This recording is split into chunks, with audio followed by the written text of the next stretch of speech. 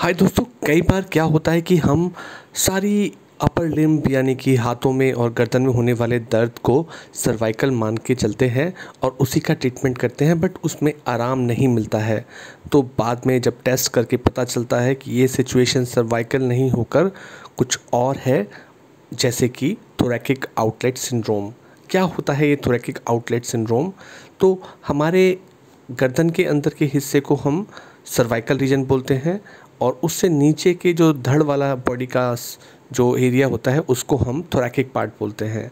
तो बहुत सारी major nerves, vessels, artery, vein, ये जो स्ट्रक्चर्स हैं जो गर्दन से लेके नीचे लिम्ब्स तक जाती हैं, जैसे brachial plexus, subclavian artery, when.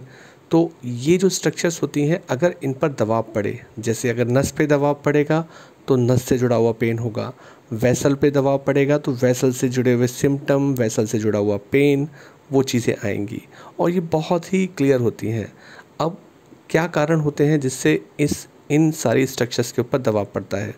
जैसे कि अगर क्लेविकल बोन का फ्रैक्चर हुआ है, वो गलत तरीके से जुड़ गई है, तो वो जो एरिया है वो छोटा हो जाएगा और नसों के ऊपर दबाव डालेगा, यानी क्लेविकल मेलयूनियन। दूसरा, कई बार कुछ लोगों के अंदर जो फर्स्ट रिब होती है, वो फर्स्ट रिब कंप्रेशन डालती है इन स्ट्रक्चर्स के ऊपर, तब भी सिम्टम्स आएंगे। कई बार एंटीरियर स्क्लेनिक मसल्स, सबक्लेवियन मसल्स या कोस्टोक्लेविकुलर लिगामेंट की वजह से होता है। उसके अलावा प्रेगनेंसी में भी इन नर्व्स और वेसल्स के ऊपर प्रेशर पड़ सकता है। कोई उस एरिया में चोट लगी या कोई ऐसा काम जो आप बार बार करते हो और आपके मूवमेंट जो है उस एरिया की मसल्स को ज़्यादा हाइपरट्रॉफिड कर देते हैं, उनके साइज़ को बढ़ा देते हैं, यानी कि कोई भी स्ट्रक्चर जो उन नसों के ऊपर दबाव डालेगी, जिसकी वजह से इस प्रकार के पेन हो सकते हैं। पेन के अलावा उसमें अगर आर्टरी जो कि खून का दौरा लेके जाती है वो दबेगी, तो आपको ठंडापन यानी कोल्डनेस की फीलिंग आएगी आर्म्स के अंदर, कि वो हाथ या वो एक्सट्रीमिटी ज़्यादा ठंडी लगेगी। उसके अलावा अगर नस दबी भी है तो टिंगलिंग, नमनेस की फीलिंग आएगी पेन के साथ साथ।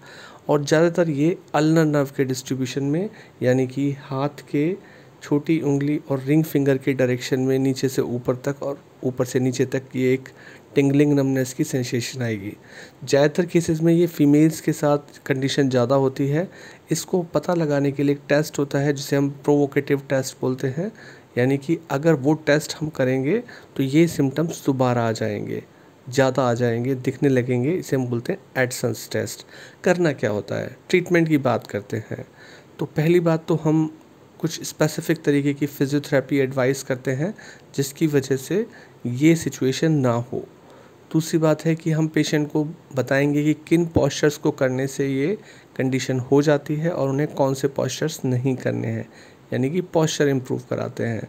जो भी एक्टिविटी आप ओवरहेड करते हो, जैसे बॉल को थ्रो करना, अपने बालों को काटना जैसे कॉम्बिंग, तो उनमें आपका हाथ कंधे से ऊपर की तरफ जाता है, उसके अंदर ये सिम्टम्स बढ़ जाते हैं। और अगर ये सब कुछ करने के बाद पेन किलर या स्वेलिंग कम करने की मेडिसिन लेने के बाद भी आराम नहीं मिलता है, तो आखिरी ऑप्शन आता है सर्जिकल ऑप्शन, जिसके अंदर अगर ये स्क्लेनी मसल की वजह से हो रहा है या फर्स्ट रिब की वजह से हो रहा है, जो कि ज़्यादा कॉमन कंडीशंस होती हैं, तो उनका रिसेक्शन करके इस प्रेशर को रिलीव कराया जाता है। या और कोई स्ट्रक्चर जो यहाँ पर प्रेशर डाल रही है उसको सर्जिकली रिलीव करा के इस प्रेशर को ठीक किया जाता है। तो इस प्रकार से हम सारी गर्दन के पेन को सर्वाइकल नहीं मानते हैं, उससे जुड़ी मिली जुली कंडीशंस भी होती हैं। ऐसी ही एक कंडीशन का नाम था thoracic outlet syndrome. So please like and subscribe ortho T R tele.